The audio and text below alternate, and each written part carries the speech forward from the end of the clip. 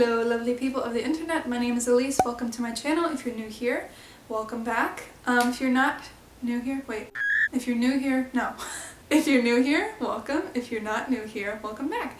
Oh god, my brain. It's only like 7 p.m. I swear. I'm not doing this at 2 a.m. So you're probably like, Elysse, why are you on the floor? Why is it dark in your room? I kind of just wanted to do away with all the formality of like, you know, the conventions of my videos. And like, you know, I just kind of wanted to have a little bate-papo with you guys, if you will. About what? Well, about what language can be, and not just what it used to be. So as you guys know, language is like my #1 passion. It's something that I do every single day. In the past few years, I feel like it's becoming a big thing for everybody else too. Or maybe it's just because I'm so entrenched in the internet community that I'm just like, yeah, this is everybody's passion, right? Not just mine. It's called like the echoes effect, where a person thinks that everybody has their same political beliefs just because they only surround themselves with people that have those political beliefs. Maybe language, no one really cares about it, and I'm just like, damn, everybody polyglots nowadays. I'm already going on a tangent. I swear to God, I'm so sorry. This is why I stick to the formal conventions of my videos, because otherwise we're gonna get like 40-minute long videos of me being like, damn, y'all ever think about like the moon landing and shit? So yeah, speaking of internet community and online polyglots and things like that, I wanted to talk about beautiful experiences that I've had due to being multilingual, beautiful experiences I've had due to being a part of the online language or polyglot community. Polyglot Instagram is not just, you know, people learning languages on Instagram. It has so many different genres, I guess, or like types. So you can be like a studygram, you can be like a memes page, you can just have a diary, any of these things, or any combination. It's really a diverse sort of niche on the internet, if I do say so myself. But the thing is, before 2019, I had no idea about it. You know, I'm not sure if it blew up in the past year or I just didn't know about it, but it's really changed my life. I think I started in maybe February of this year. I really wanted to start getting back into languages because I was getting used to college, so I had abandoned it. And so I would post videos about languages, and I would always be posting pictures of my study notes on my main Instagram, my personal Instagram. And I was like, dang, nobody really cares. I was like, I have no one to talk about this with. And it made me feel, I guess, alienated a lot of the time. That was until I got added to a polyglot group by my friend Sam, who lives in Brazil. I talk about him literally all the time, or I mention him all the time on this channel. But I guess he found one of my videos on Instagram that I had hashtagged. So I guess he found one of my videos, and he went to his polyglot group on WhatsApp, and he was like, hey, you guys gotta check out these girls' videos and like all this, that, and the other.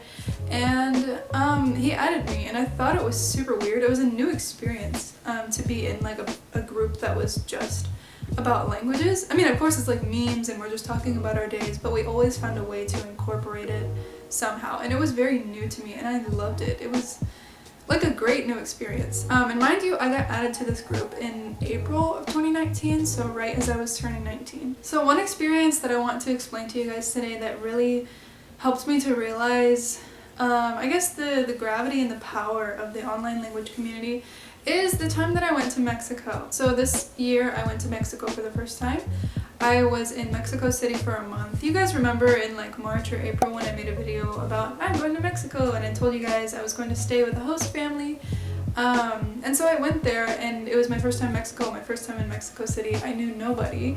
So naturally, the first couple days I felt kind of timid and like apprehensive. At one point I was in the group chat, and I remembered that one of my friends, Rodrigo, that he was Mexican, but I didn't remember which part of Mexico he lived in. So I asked him, I said, hey, which part of Mexico are you in? And he told me, surely enough, that he lived in Mexico City. And I was like, my guy, what's up? And everybody instantly is like, meet up. And I felt very like scared and kind of pressured. But I was like, you know what, why the hell not? If I die, I die, and we're gonna do this. He took me to UNAM, which is La Universidad Nacional Autónoma de México. It was a college campus, and I got to go through all of the parts of the campus with him. And since it was a college campus, I felt very familiar, but I also felt it was still something new. And we stopped and we talked in Spanish, and we recorded videos to be like, hey guys, look, we met up, and like it was just so damn cool. It was so damn cool. And when we would take the combi, which is like the cheapest transportation method in Mexico City, we would be cramped in this van with like 10 other people, and we would be speaking Portuguese to one another to make people think that we were Brazilian. And it was just really fun, and I felt like I was part of a secret club. So I hung out that day for the first time, and then we met up multiple times after that, and you guys don't understand how cool it was just to see, you know, the city from the eyes of someone who had grown up there and lived there all of their life. It changed the experience for me, you know. I probably would have, you know, I wouldn't have felt as complete if I didn't share it with somebody. So yeah, we hung out multiple times. We went to, like I said, Unam, then we went to Xochimilco, and the cool thing was he brought friends of his that were like South Korean exchange students that came to Mexico because they were studying Spanish.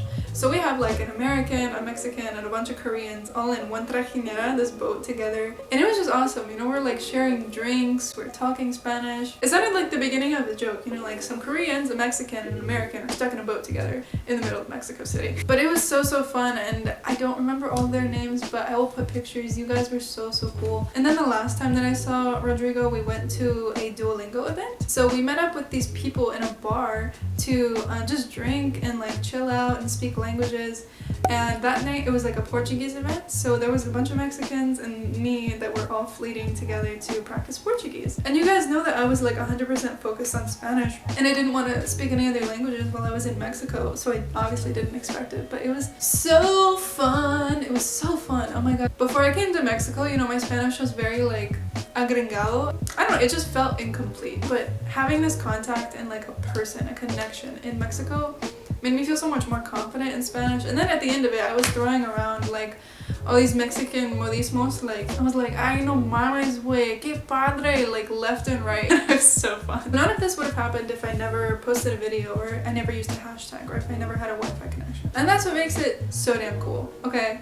Language is not just language anymore. The reason why language learning is so close to me is, you know, I finally put myself out there, I made the jump, and it turns out there was this like giant net of language nerds and grammar enthusiasts just waiting to catch me, and I was like, oh my god, yes, I found my people. Like this beautiful supportive net. It is time. You know, we are so lucky to live in the age of the internet, not to sound like a boomer, as the kids say, but you know, it's amazing. We are so lucky now to live in a time where we are not just restricted to talking to the people that live in our state or our country or in our regions in general. What do you think George Washington would have done if he had like an internet connection? Do you honestly think George Washington would have stayed his ass in Virginia hacking cherry trees or something if he knew about the polyglot conference 200 years ago? Probably not. I'm gonna say no. He'd be out here, you know, like snapping pictures of his Chinese notes and, you know, doing his Anki flashcards just like the rest of us. God, don't you get it? So my point is, put yourself out there. You know, what do you have to lose? I was so scared of being like, oh, what are people gonna think if I upload videos of me just speaking, or, you know, in Spanish or speaking French, and like, you know, I was kind of self-conscious, but there's literally no reason to be. You know, what else is the internet for if not embarrassing yourself? Not that it's going to be embarrassing, but if it is, like, who cares? So yeah, thank you guys for just letting me blabber and tell you about what language learning can be. You know, it's not just about books and grammar anymore, it's about connecting, it's about spontaneity, I can't even speak English. Spontaneity, it's about spontaneity, it's about adventure, and it's about freeing yourself, okay? You know, find your niche, find your people, and it can be so liberating. By the way, I never mentioned, but this video is definitely inspired by Lindy Boats. She makes awesome videos, and I saw her video a long time ago about like the internet polyglot community, and I thought that I would, you know, give my 2 cents and my experience that I had with it. So yeah, real quick shout out to some of my friends, of course Sam, who, you know, immersed me in all of this, Rodrigo, of course, Svenja, who else? We have Laura and Tanya. Oh god, I'm probably gonna forget like so many people, I'm sorry in advance. Bashak, this girl always gives me like on point German corrections, and I really want to learn Korean like her someday. So if I'm leaving you out, I'm so sorry. It's just like there's so many people in my life here and my life online. So thank you so much for watching, thanks for listening to me ramble as always, and I hope you enjoyed it. So have a good night, if it's also night where you are, and goodbye.